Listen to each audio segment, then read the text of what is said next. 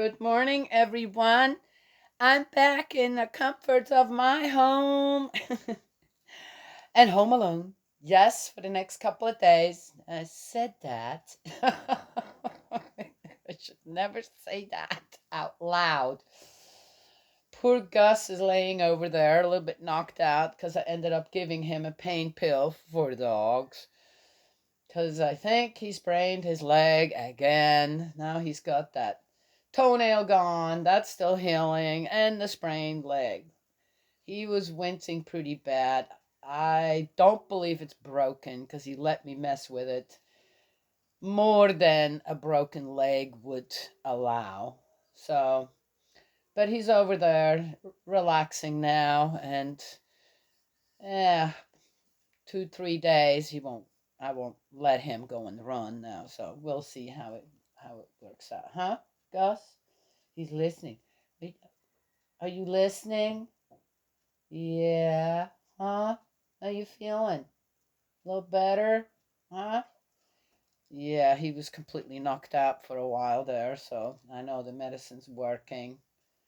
Anyway, so there is that. Everything else otherwise is great. Planted my tree yesterday with the help of my husband. I said, hey, he came and picked me up my daughter's, all all the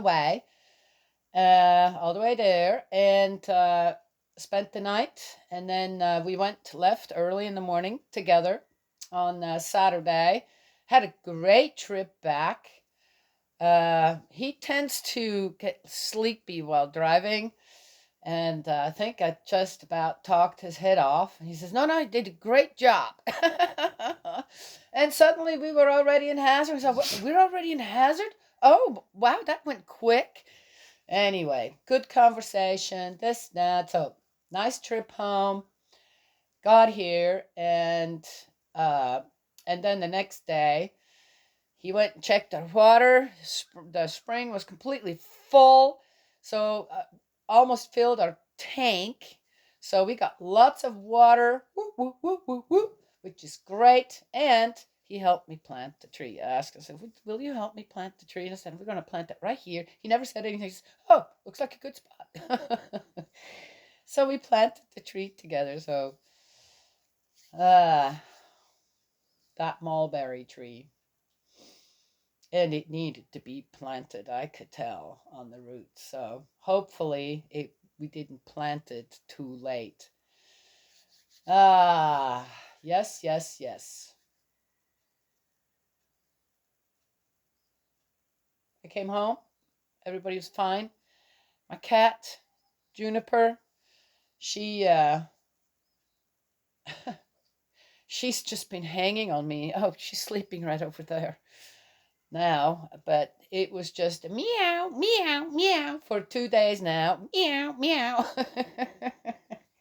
Every chance she gets, she wants to be petted, and yeah, I mean, to the point of, all right, you're about chained to my hip here or something, glued to my hip. Anyway, that kind of cute. Um,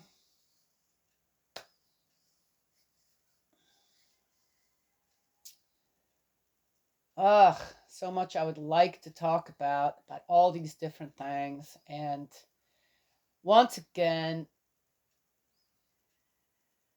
there was one question that came up someplace that someone asked, convince me of your belief. And I went in and I said, I doubt that you're going to get that. You're asking questions that for every individual, man or woman, even child, will is different. Our journey with God is unique. It isn't a mass production. That's the beauty of it. Every little effort is appreciated by God. Every little effort. So it's kind of interesting. I'm trying to explain to that person on how you will find different people and different paths on their journey of faith and belief. And their experiences makes up that journey as well. So the best one can tell anyone is you're going to have to start that journey on your own. Discover what that journey for you is, and why there are graces, blessings in your life, and why there are also sorrows, right? Challenges. Yes. I don't think that anyone can answer that for anybody else. You can only answer that for yourself and then see the results. Yes. I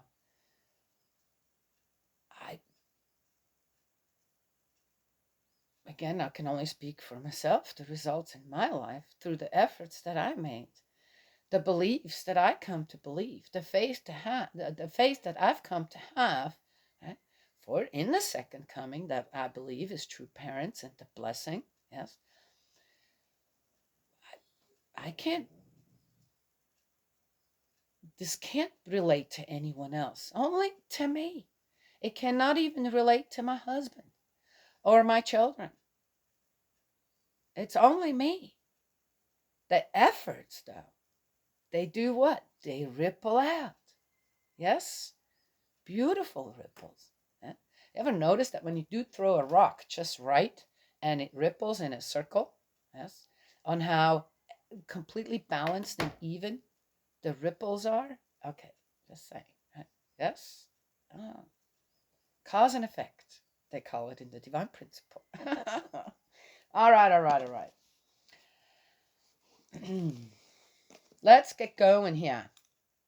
We've got things to do, and we are in 20 already. Ooh, how many more do we have here? So tired of reading the same thing over, but we made a condition. We're reading the whole Bible, the whole kit and caboodle, if we like it or not. There are 29. We're on 20. All right. First book of Chronicles, 20. Okay, the following spring was the season when wars usually began. Joab led the Israeli army in successful attacks against the cities and villages of the people of Ammon. I wonder what the people in the cities and villages of Ammon have done to the Israelites.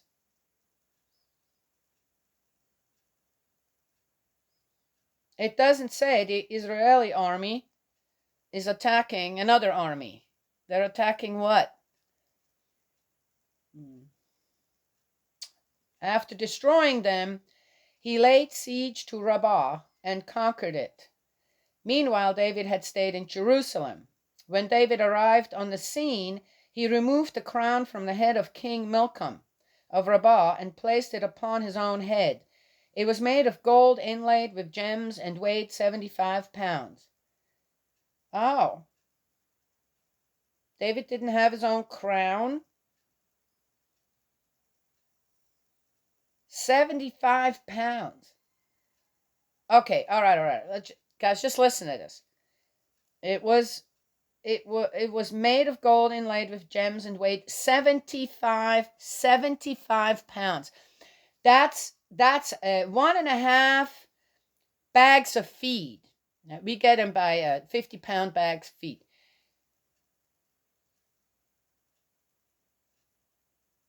And another half a bag of that. How the heck do you carry that? 75 pounds on your head.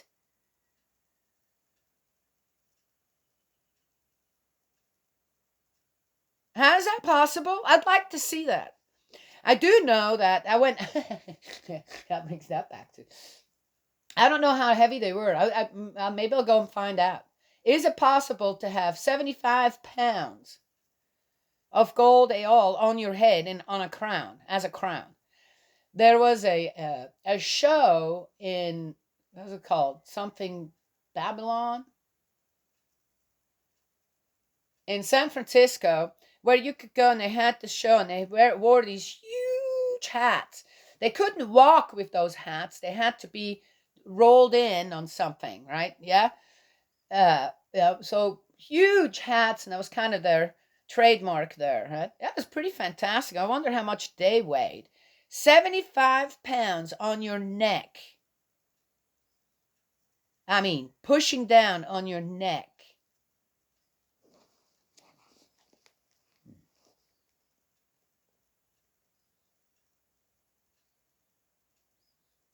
I don't know. Is that possible? David also took great amounts of. Oh, and as I said, he didn't have his own crown. Is that when crowns came into being? So the first crown set on one of God's people, David, was one that was stolen, taken from another king. Is that it? Oh, makes sense, wouldn't it? Mm-hmm. David also took great amounts of plunder from the city. He drove the people from the city and set them to work with saws, iron picks, and axes. You mean slave labor in a labor camp? As was his custom with all the conquered Ammonite people. Then David and all his army returned to Jerusalem. The next war was against the Philistines again at Gezer. But Sibbecai, a man from Hushath, killed one of the sons of the giant Sippai, and so the Philistines surrendered. During another war with the Philistines, Elhanan, the son of Jair, killed Lami, the brother of Goliath the giant. The handle of his spear was like a weaver's beam. During another battle at Gath, a giant with 6 fingers on each hand and 6 toes on each foot. His father was also a giant, defied and taunted Israel, but he was killed by David's nephew Jonathan, the son of David's brother Shemaiah. These giants were descendants of the giants of Gath, and they were killed by David and his soldiers. Oh, that's the end already.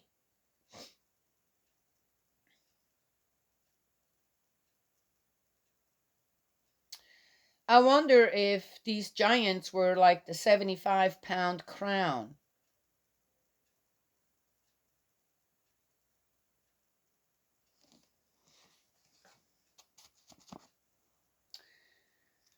What did they call that?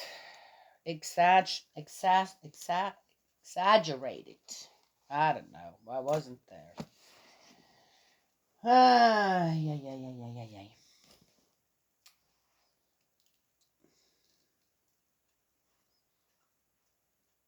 So there it is.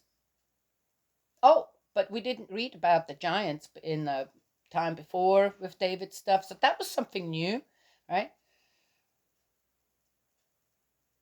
One just wonders if those stories are true. I don't know.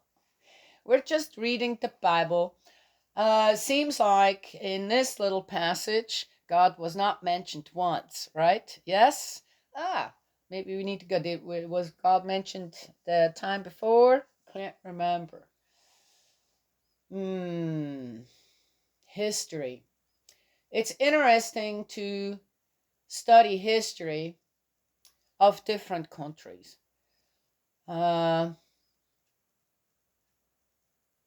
it seems that the main content of history in any country is what? Yes, the conquering, the slaying, the wars, yes, and the road to more civilized life, more wealth, yes, wealth for whom? Yeah. There is one thing, I'm going to bring it up anyway, though it is such a just sad. Ugh, I don't even know what to call it. Disturbing, to say the best. It's disturbing what's happening on our southern border. Yes. Oh, I'm someone that just would let everybody in, this and that. No. Well, so then you're for closing the borders. Da, da, da. No, no. Why do I have to choose one or the other side? Why can I not say, hey, which I have mentioned before, what is the cause of this exodus from South America? Oh, well, we all know because when they come here, they get all this stuff. Really? That's a very narrow view of a problem that is existing somewhere in our world close enough to us that doesn't seem to be getting any kind of attention, which is why would you leave a beautiful country? As far as I know, most of these southern countries, South American countries, are beautiful countries with beautiful scenery, history. Okay, history of, okay, bloody, this, that, yes. Two, extermination of people, and yeah, blah, blah, blah, yeah, all that. But just saying, there's beauty there, lots of beauty. Why would you leave that and your ancestors behind? There's lots of belief there too. South American countries have very much the belief in that one God, in our God.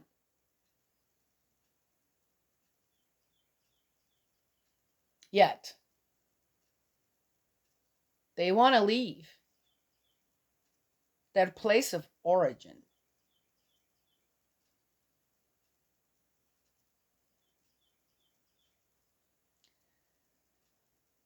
Why is that?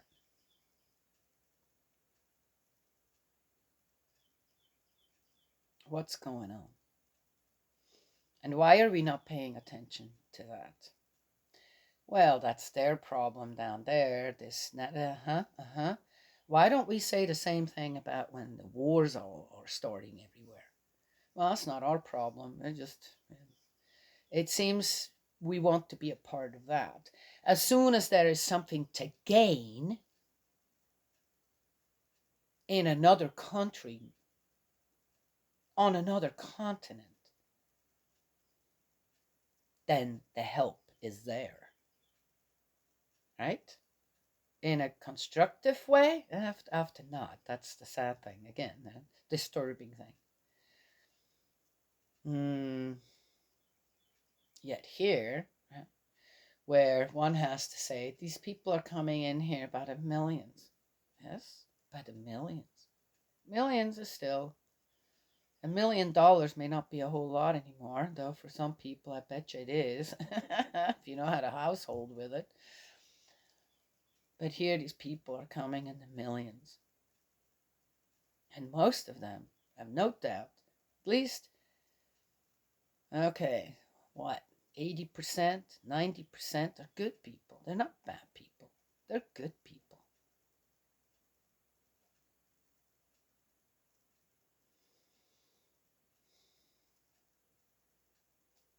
What's the solution? The solution doesn't lie at the border, closing it or opening it or giving them money and health care and all that jazz and citizenship. The solution is what's going on in these countries in South America and why. Why are the people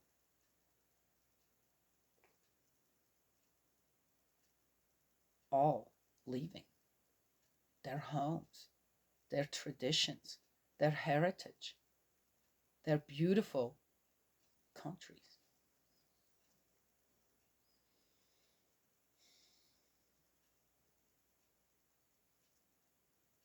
People who have faith and believe.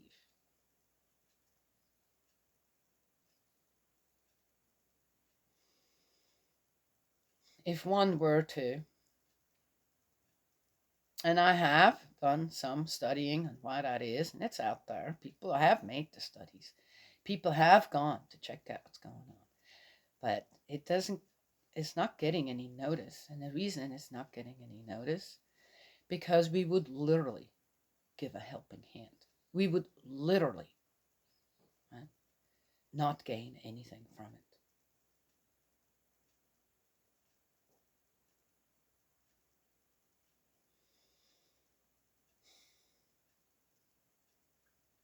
and on how to help. Yeah.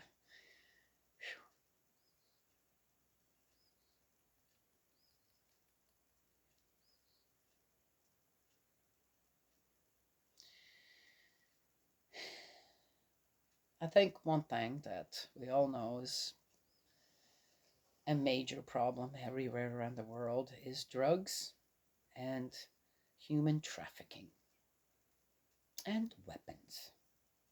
Yes? And minerals that go with it, this and that, whatever.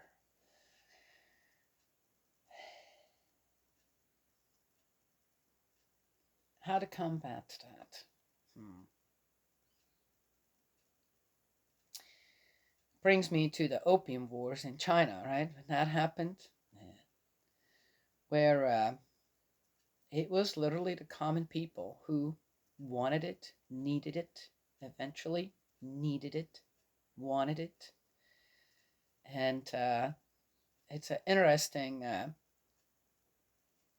was an interesting happening there on how the common people decided, right, on a very very bad choice, and the nobles, the emperor, nobody could stop it. Couldn't stop it. If the common people would have said no to it, to the opiums, no, we don't want to be high all the time. Just no, we don't want that. Then the opium wars would not have happened. And it's kind of the same thing in our country. And I always say, if men didn't want it, people didn't want it, it wouldn't exist. You still count as the majority. As the majority, you still do decide. Right? Yes. When it comes to personal choices, yes. Yeah, I still believe that the uh, voting system we have in our country, good luck with that. I was just saying. But that's not our individual choice. Our individual choice is to go vote, but the system is, I don't think, acknowledges our own personal individual vote anymore. Just saying. No, I don't have any proof of that. Unless you want to watch 2000 Mules, there's some proof there. Uh, but I don't have any proof. I can't, don't take my word for it. It's just what I have observed over the whole 40 years that I've lived in this country now. And I'd have to say, yeah, okay. Right. But when it comes to individual choice, for example, doing drugs or not, excessive alcohol or not, excessive eating or not, excessive anything or not, that's our choice. True? Yes. All right. So, of course, one can't work with a people together that does not want to change. Or,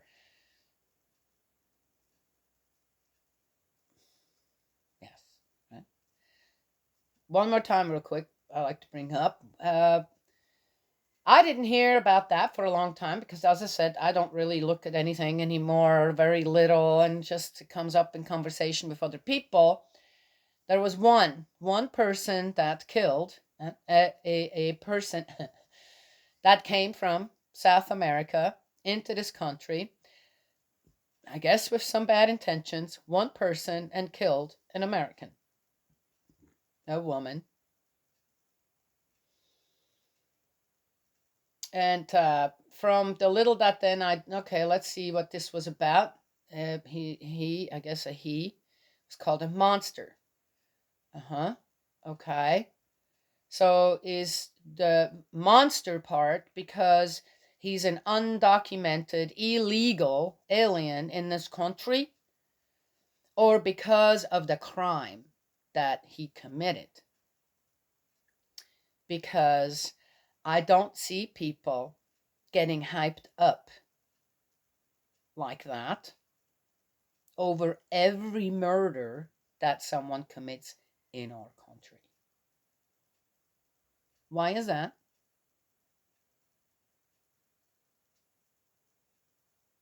That doesn't make sense to me. If you want to be true to your integrity, honesty, being consistent, then yes, every murder that is ever committed in this country should be hyped up like that.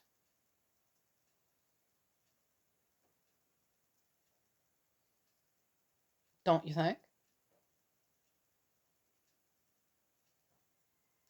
What makes the murderer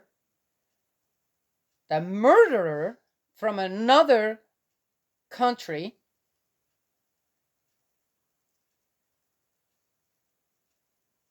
worse than a murderer in our own country? I'm just wondering. I'd like to hear people talk about that. Why the difference?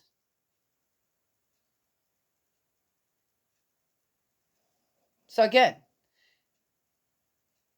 is it about the murder and the victim, or is it about the border? What's the agenda? What is supposed to be the important part in all this? Because this one murderer now stains everyone fleeing from whatever they're fleeing from. Not because the murderer did that.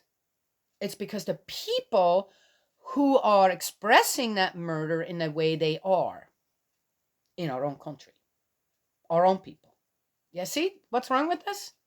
I'm just asking, do you understand what's wrong with that? There's nothing right with murdering anyone.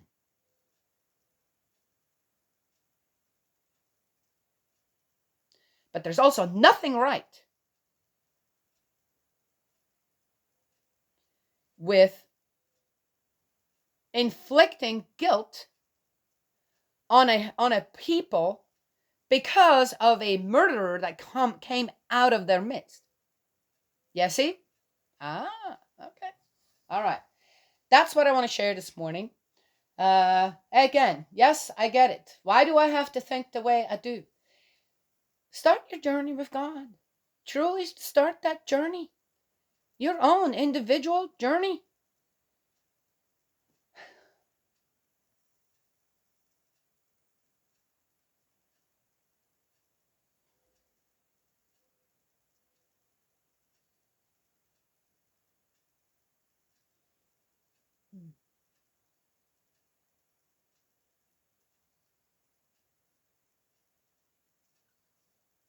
Anyway.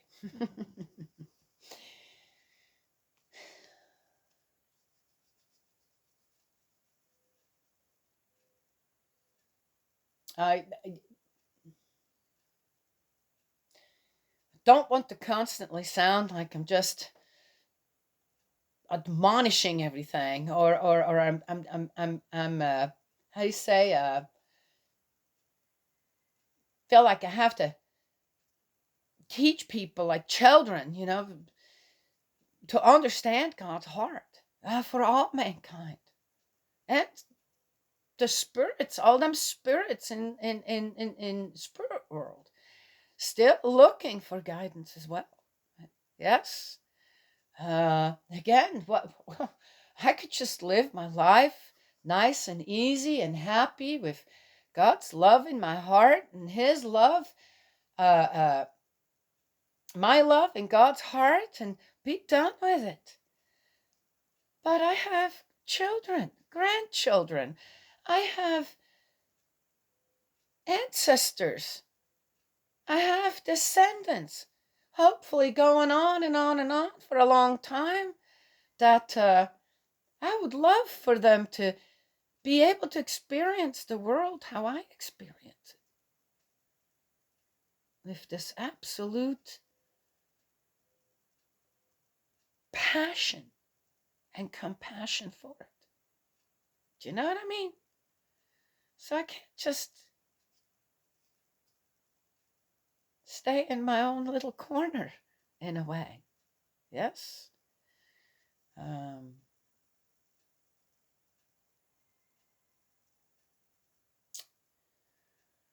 So much to atone for as a whole. Right? We call it collective sin. It's in the DP, in the Divine Principle. A very interesting chapter. Collective sin, which reminds me of this woman who got hit by lightning and ended up having some spiritual experiences after that. Besides her miraculous physical healing, miraculous, it just over time really happened. Right?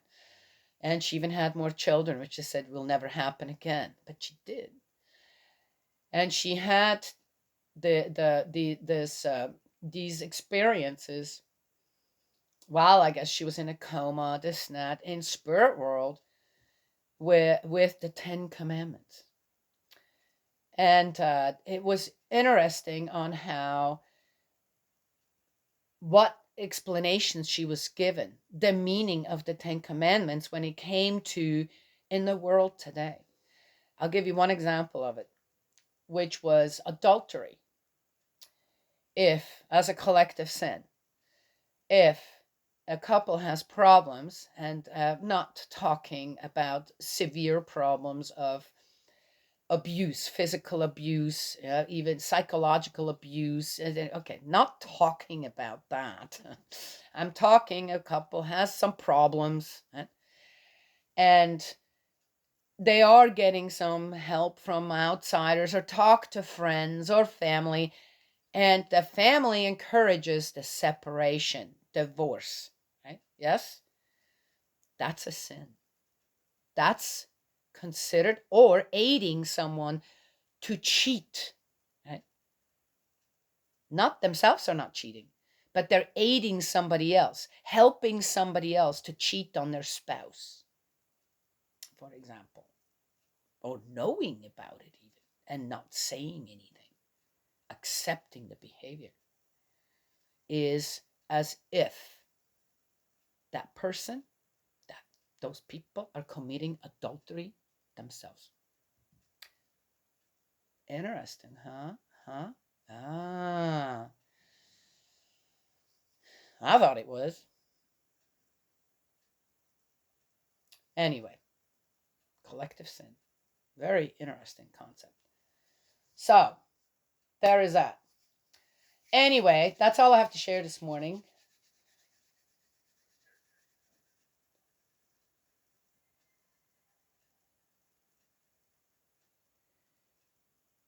If there is anything else, you guys better speak up now or hold your tongue. Okay, all right. You know how I meant that. Yeah.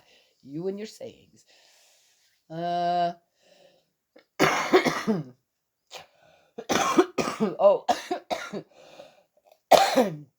Speak up now or forever hold your tongue. Where did that come?